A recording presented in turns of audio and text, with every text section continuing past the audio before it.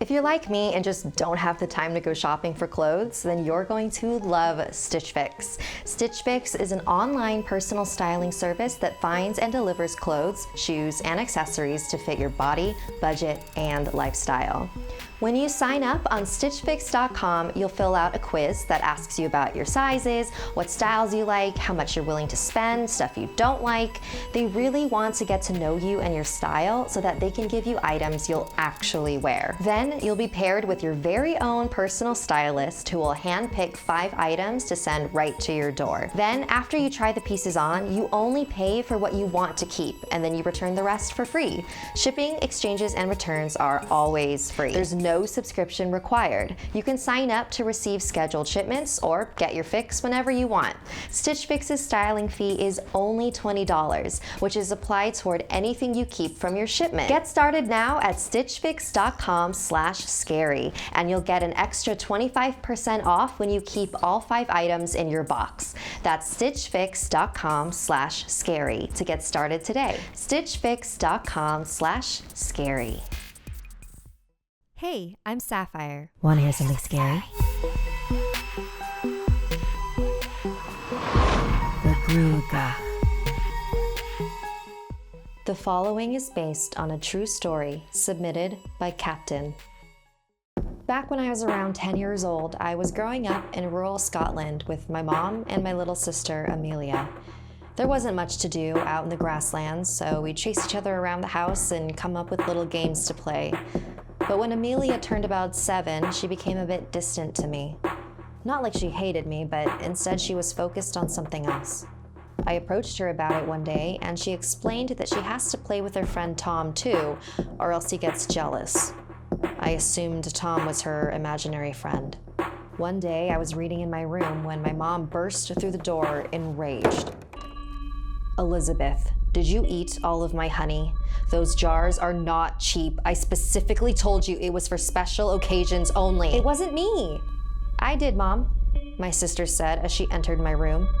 "I had to feed Tom and he loves honey."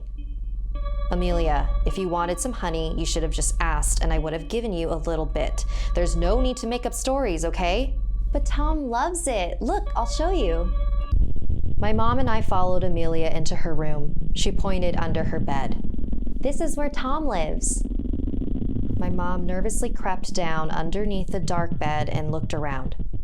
There she found the empty jar of honey. My mom went back to full rage mode and grounded my little sister for making up stories. "But I'm not lying, I swear." The next day, my mom stormed into my room again. "What is wrong with you? You're stealing my liquor now?" "I didn't take anything," I said defensively. "It was me again, Mom," Amelia chimed in from the doorway. My mom shot her one of the scariest glares I'd ever seen her make. "Let me guess. Tom drank it?" "Mm-hmm. You wouldn't let me give him the fancy honey anymore, so I had to give him something. Look." Again, we followed her to Tom's supposed hiding place.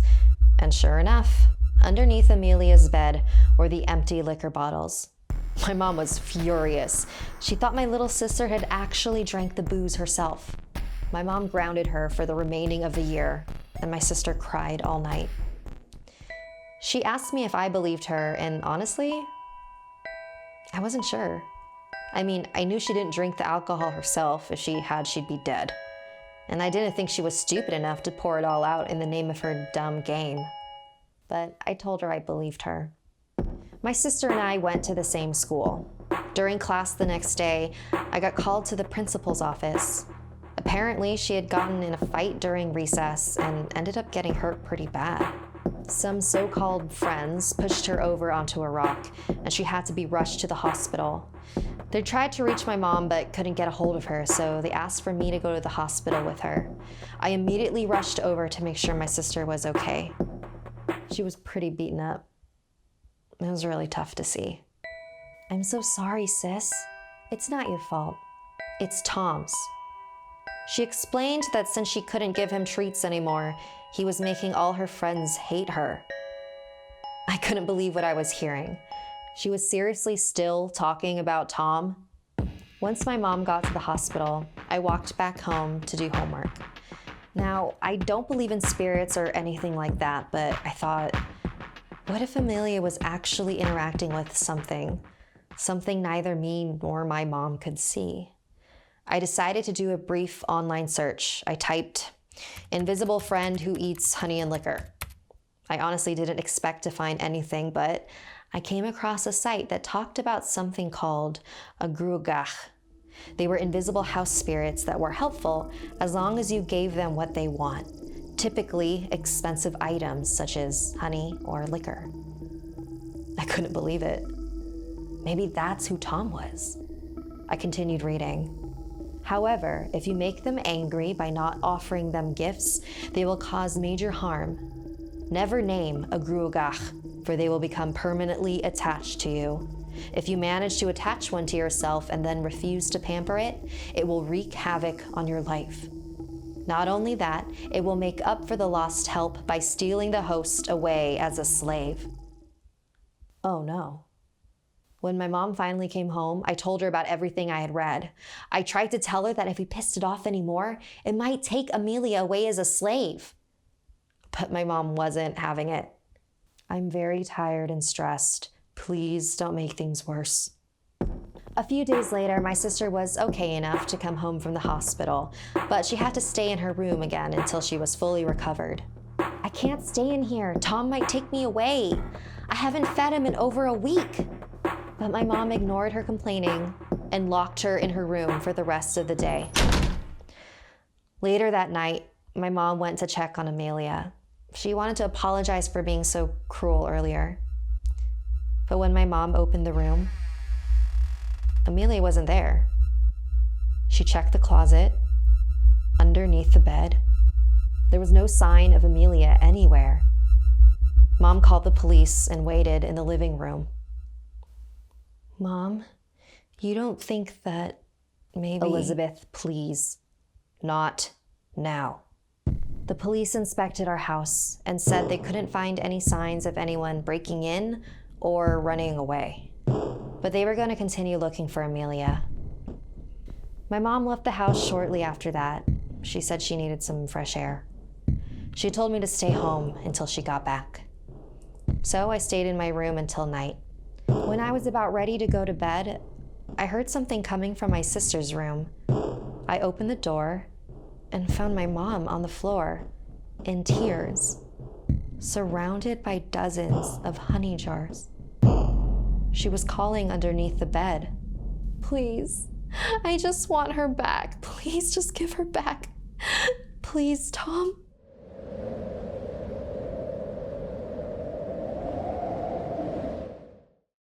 Jeannie and her daughter, Azura, used to live in Brazil with the rest of their extended family. Azura was a bright little girl who was always happy and energetic and had no trouble making friends. But when she turned 7, something changed.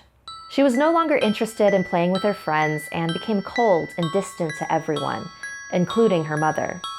Azura would curl up in her bedroom alone, and Jeannie would overhear her talking to herself for hours. Jeannie thought Azura might be going through a phase and invented an imaginary friend for herself. But Azura's grandmother thought otherwise. That's because one night, Azura's grandmother walked by the bedroom where Azura was talking to herself.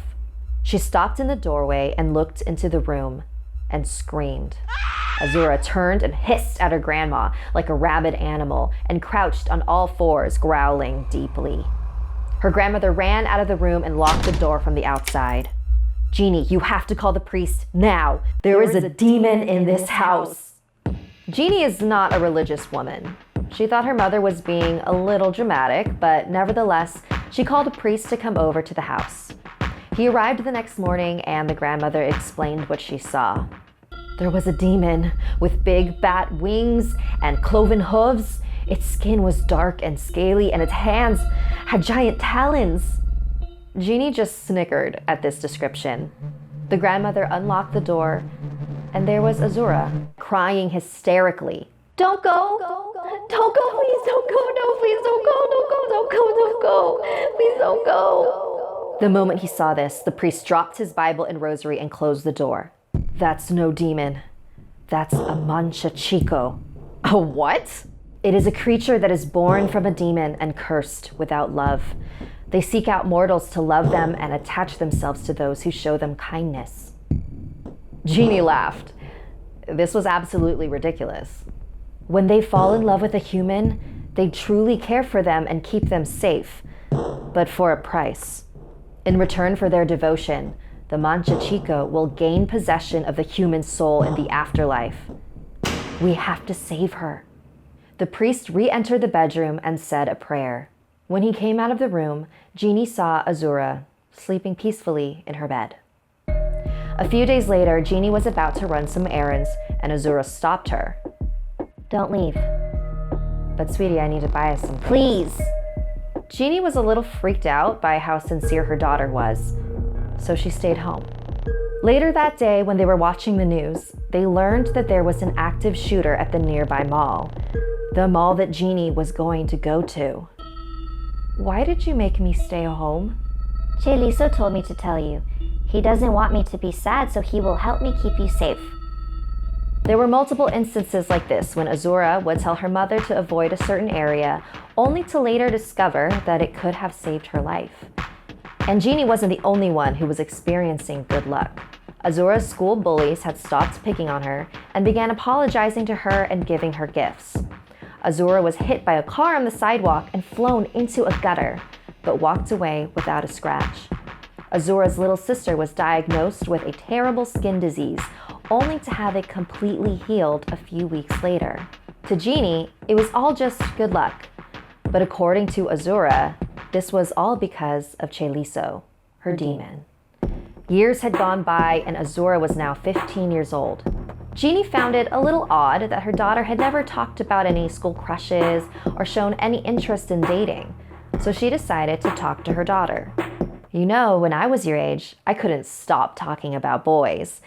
Is there anyone you like at your school? You can tell me." "I have Chelizo. He says I'm his one and only, and it'd be wrong to leave him when he's been so good to me." "Hasn't he been good to us, Mama?" Genie did not like that response. She thought that her daughter had finally grown out of this ridiculous phase and she couldn't stand these lies anymore. "Enough, Azura, enough with Chelizo. He isn't real. I don't ever want to hear about Chelizo again. You understand?" Genie stormed out of the room, leaving Azura in tears.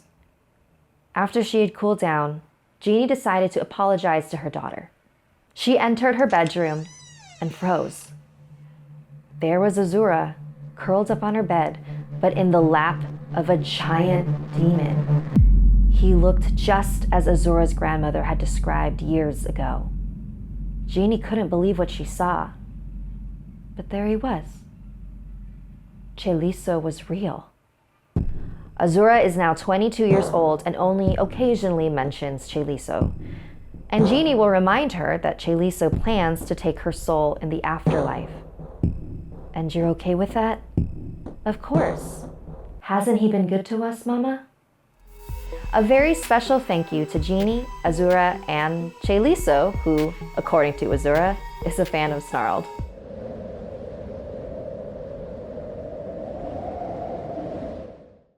Vassal was 18 when he was sent for 2 years of military service starting in 1982.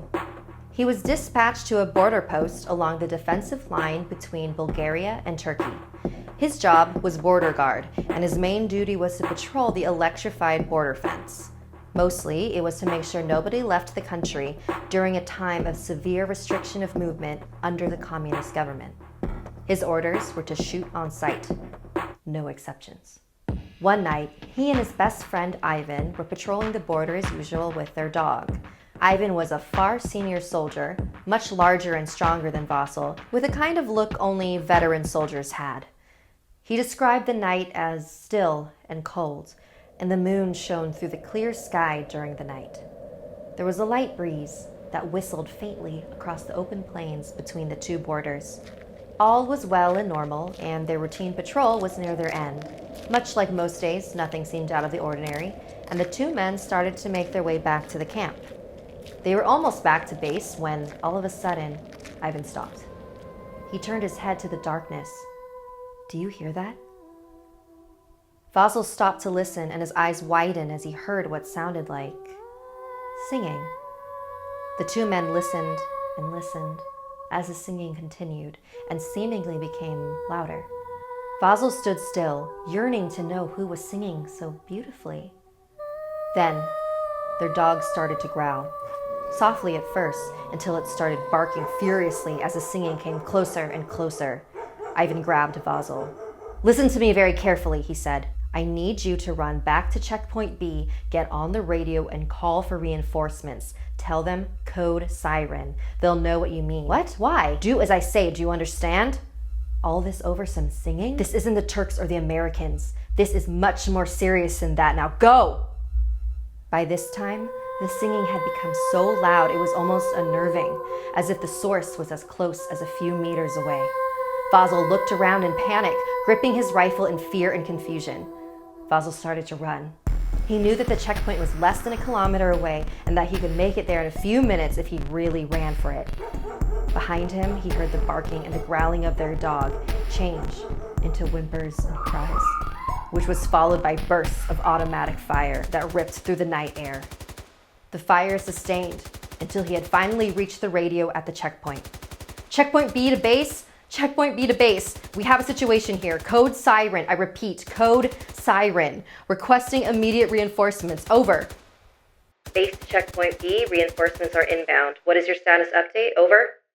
As the response came, the gunfire continued, followed by a scream, as if from a young woman in pain. Vasil stood petrified, his hands trembling. I don't know. My comrade is currently engaging. I don't know what's going on." He shouted into the radio, desperately hoping for some help. A cracked response from the radio came. Vasil struggled to make out the words as the gunfire continued on in the distance. Then, a man's scream, and the gunfire stopped. Total silence, as the broken message of the radio became nothing but static. Vasil began to panic, wondering whether to help Ivan or to wait for reinforcements. He stood there and listened carefully, but nothing, only silence. Then suddenly, the singing. The most beautiful sound he's ever heard in his life. Vasil jumped, shouldering his rifle and aiming into the darkness. Frantically, he aimed his rifle in different directions as the singing grew louder and louder. His breathing became faster and disjointed. His heart pounded like a drum. The singing came closer and closer, filling his eardrums until nothing. Silence again. He looked around and listened, trying to see or hear anything he could. Then he saw it. A woman with blonde hair that glistened under the moonlight, wearing a white dress, stood no less than 300 meters in front of him. She was unbelievably beautiful. Vasil flinched, bending down on one knee and aiming his rifle. The woman remained still, evidently not fazed by his threats. "Hey, you! Stop there or I'll shoot!"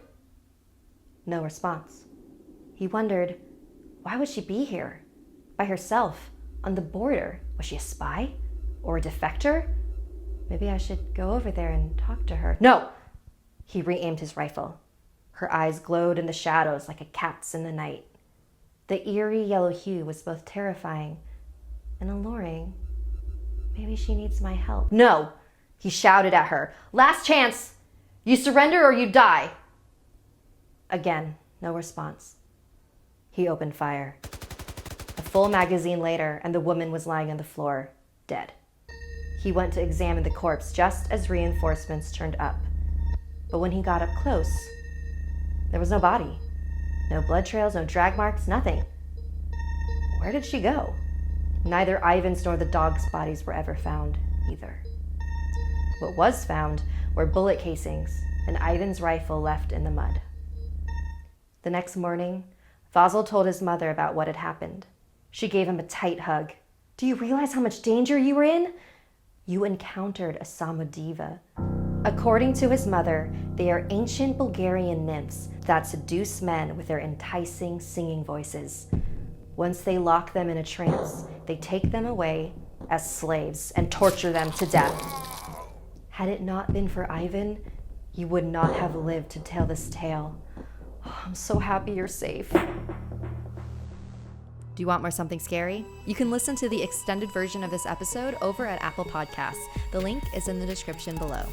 Like and share this video if it gave you the chills. And don't forget to subscribe to Snarled and turn on the bell for notifications. And if you dare, follow me on social media. Until next time, sweet dreams.